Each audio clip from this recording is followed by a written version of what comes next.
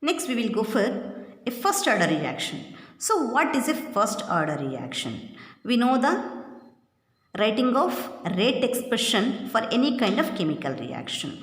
So in that rate expression, if the power of the concentration term is found to be 1 or unity, that kind of chemical reaction can be taken as a first order reaction. That means generally for a chemical reaction we have to study the mechanism of the reaction. In that mechanism we have to select the slowest step.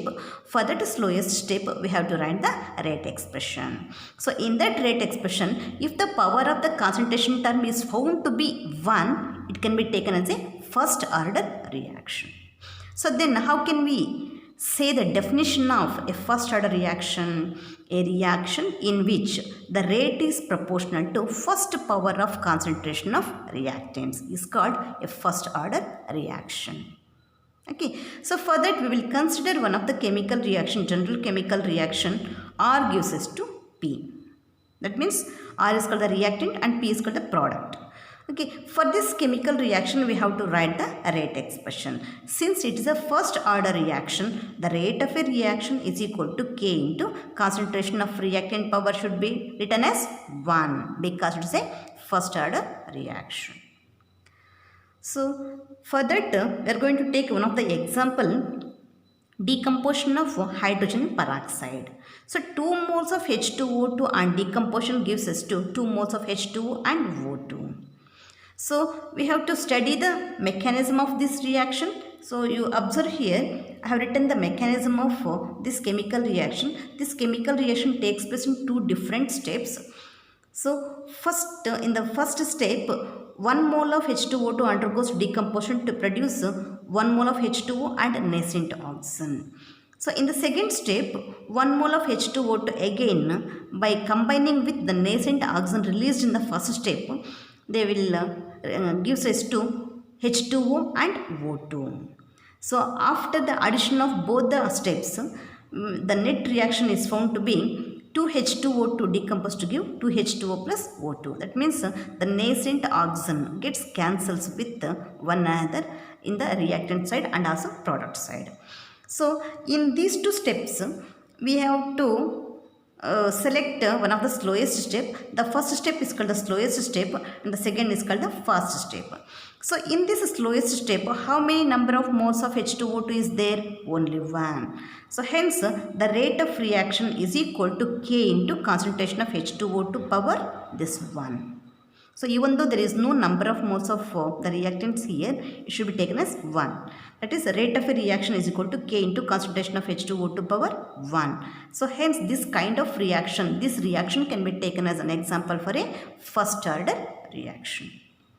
Next, we will take one more example for a first order reaction, that is decomposition of N2O5, nitrogen pentoxide. So nitrogen pentoxide, 2 moles of N2O5 undergoes decomposition to produce 4 moles of NO2 and O2. It is also one of the example for a first order reaction. So why it is called a first order reaction? Because in the rate expression there is a presence of a concentration of reactant power 1. So how can we say it is a first order reaction? We have to study the mechanism. In that mechanism, we have to select the slowest step. In that slowest step, how many number of moles of individual reactant is there? It is found to be only 1. Hence, it is called an example for a first order reaction. Then, we will go through a second order reaction. So, what is a second order reaction? So, a reaction in which the rate is proportional to second power of concentration of reactant. That means, so we have to write the rate expression in such a way that the concentration of reactant power should be equal to 2. So, that kind of reaction can be taken as a second order reaction. So, how can we define a second order reaction? A reaction in which the rate is proportional to second power of concentration of reactant is called a second order reaction. So for that example, we can take it as the saponification of ethyl acetate.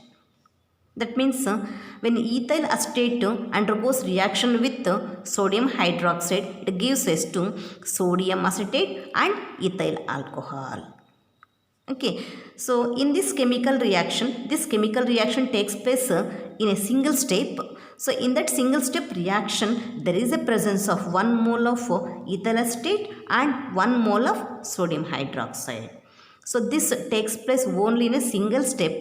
We cannot study the mechanism. It won't involve any kind of mechanism of reaction. It takes place only in a single step, and that too it is a slowest step. So in this slowest step reaction, there is a presence of both ethyl acetate and also sodium hydroxide having only 1 mole each. Hence, we can write the rate of reaction for this equation, that is rate of reaction is equal to K into concentration of ethyl acetate power 1, number of moles is found to be, even there is no presence of any kind of the number, it should be taken as 1, ethyl acetate power 1 into the product we should take, and the number of moles of the sodium hydroxide is also equal to 1, and the concentration of NaOH can be taken as the power 1. So rate of a reaction is equal to K into concentration of ethyl acetate power 1 and concentration of sodium hydroxide power 1. 1 plus 1 can be taken as 2. 1 plus 1 is equal to 2. It is a second order reaction. So we can also take one more equation as the example for a second order, that is formation of hydrogen iodide. So hydrogen iodide is formed by the reaction between H2 and I2. By combining these two, we are going to get HI, 2 moles of HI. So this is also one of the example for a second order reaction, because this chemical reaction takes place in a single step, and there is no involvement of any kind of mechanism, and in this single step reaction, both H2 and also I2 are involved, having only 1 mole each. Hence, the rate of reaction is equal to K into concentration of H2 power 1 into concentration of I2 power 1. 1 plus 1 can be taken as 2. It is called a second order reaction.